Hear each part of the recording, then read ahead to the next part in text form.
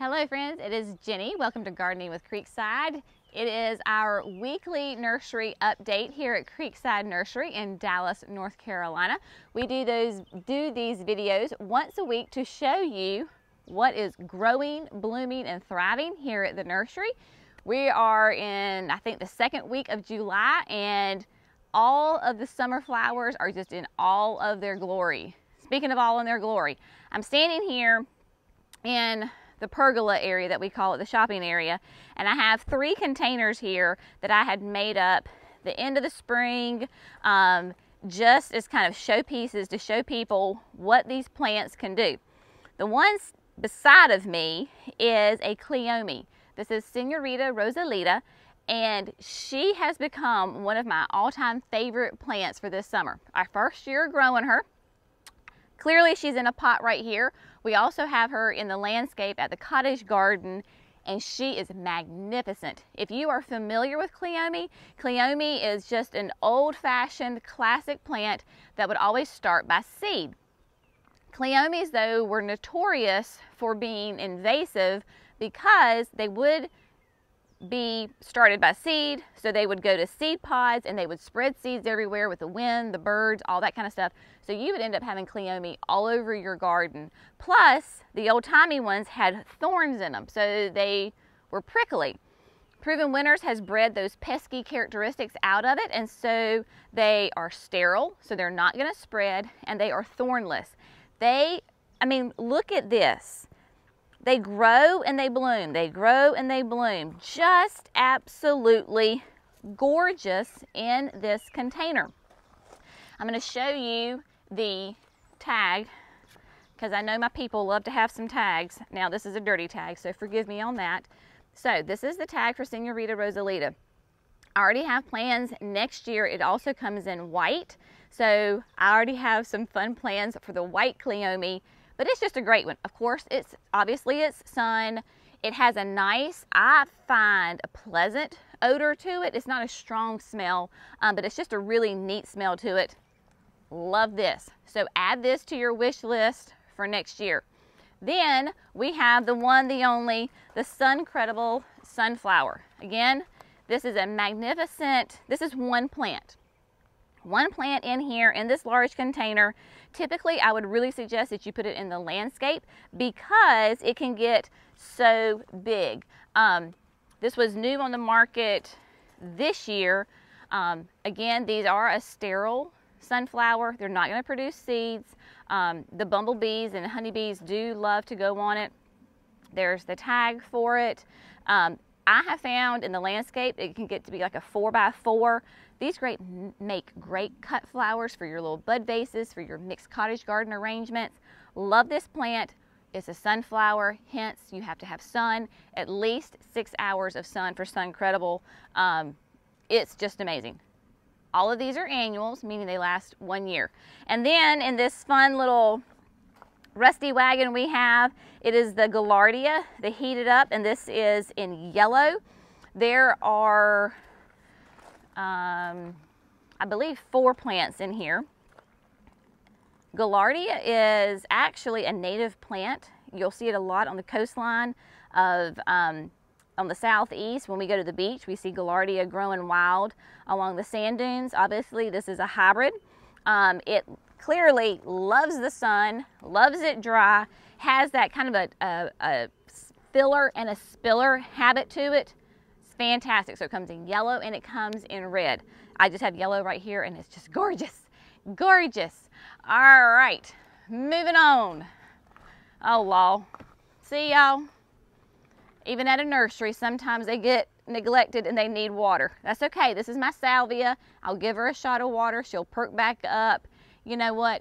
It is what it is. All right. I wanted you to stay tuned. See, I get so excited and I forget these things. I was meant to tell you. We're getting tons of questions about hydrangeas. So if you stay tuned to the end, I'm going to answer some basic questions about hydrangeas and give you a little hydrangea 101. I was supposed to tell you that at the beginning and I forgot, so sorry. All right, we're going to come really quick over here.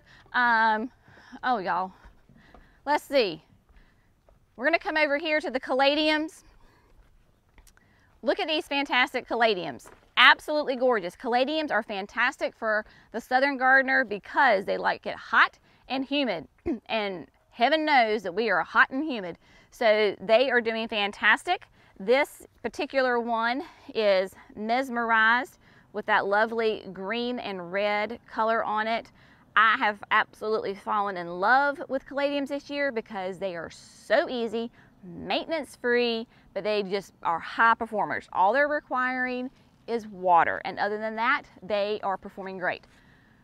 All the hostas are coming in, they're just doing their thing, they're happy, they're moving along and doing wonderful. All right, we're gonna come over here to the shrub lot because being the shrub lot, in the summertime, we've got butterfly bushes and hydrangeas galore and beauty berries and hibiscus. The hibiscus have started blooming. Walking through the mammoth aquapots here. Oh, they're huge, they're growing, they're loving life. I don't know about you, but for July, this is kind of my maintenance mode. I don't do a whole lot of new planting, I'm just maintaining. So I'm weeding constantly, watering, fertilizing, taking care of pests. So that's kind of what happens in July. Because it's just so hot, you really don't want to, you can plant new plants, you can plant shrubs, but this is going to be a lot more of a high maintenance on your part because you've got to baby them and water them and that kind of thing. All right, so here we are in the hibiscuses. This is the Summer with It series from Proven Winners. Most of these right here are the Berry Awesome. And I'm going to show you, or let Jerry zoom in here on the bloom of the Berry Awesome. How pretty is that? Just a classic pink bloom. Hibiscus blooms last for one day, but there's constantly new buds coming up. So you have a continuous show of massive blooms for the summer. They love it hot, they love the sun, all sorts of great things. The butterfly bushes, y'all, seriously. Look at these butterfly bushes. Absolutely, insanely gorgeous. This is the Pugster series from Proven Winners. We'll let Jerry, this is Pugster Blue. Pugsters will get to be a 2x2. So they are a perfect petite shrub for your landscape. You can put them in a large pot if you don't have anywhere in the ground to put it. They do great right along sidewalks, in the front of your flower bed. These are just starting, obviously, to put on their blooms. They have that sweet smell. Butterflies love them, the pollinators, the bumblebees, the honeybees, even hummingbirds will come to them. Just fantastic. They must have 6 hours of sun. If you don't have 6 hours of sun, you're not going to get the blooms. So make sure when you pick out your butterfly bushes that you get the right sun requirements. These are our little irrigation tags. So we just stick them in there and they water and fertilize them. And if I don't put it in there right now, I'll forget, and then sweet thing won't get any water and she'll shrivel up and die. Hydrangeas. This is a Limelight Tree. We've talked about this last week. They just continue to get prettier and prettier and prettier. Love the Limelight Tree. It's great as a highlight in your yard. These are right here. If I can show you. This is just this is a little lime. So little lime is the small version of a limelight. So there we go. I'm gonna open it up, show you that good information.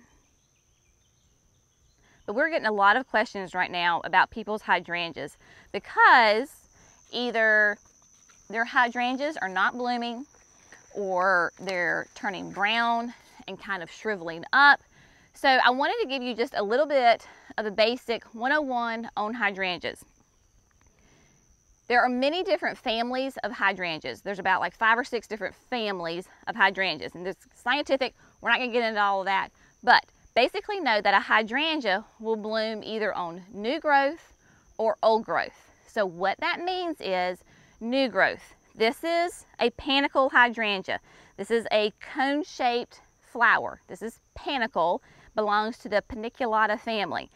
All panicles with this cone shaped bloom on new growth.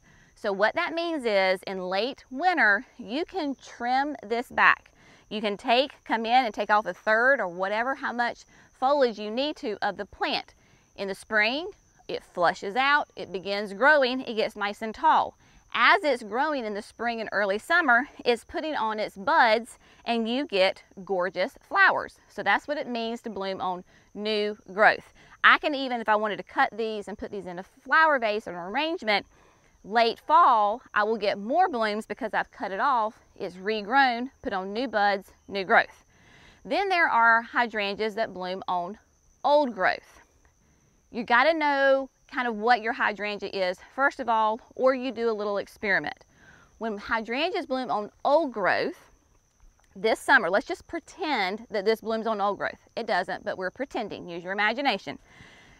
As the summer goes, it's putting on its bud set. Okay, so it's the buds for next year. It's 2020. As it's growing, it's putting on the blooms for 2021.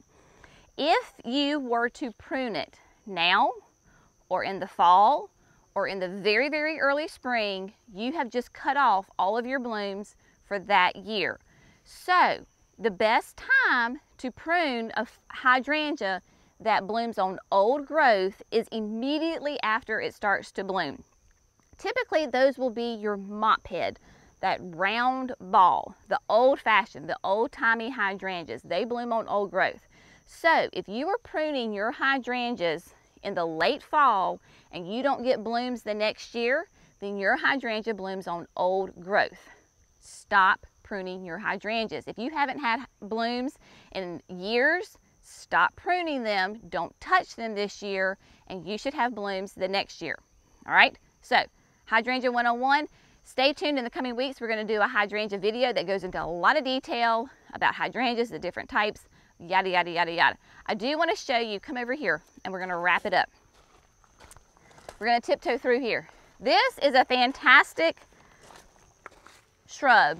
This is a beauty berry. This is Pearl Glam, and I don't know if you can hear, you can see, but the pollinators are going crazy over this thing. I love Pearl Glam because it's such a unique, beautiful plant. Right here, these are the little teeny blooms. You will see these little teeny blooms. They're a nice white, oh, see. I mean, really, could we have planned that any better? I don't think so. Thank you, Mr. Bumblebee. So sweet.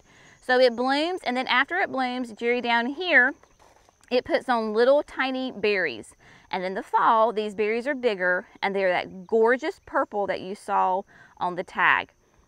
Absolutely exquisite plants. Here is all of your information for Pearl Glam Beauty Berry. It is a shrub.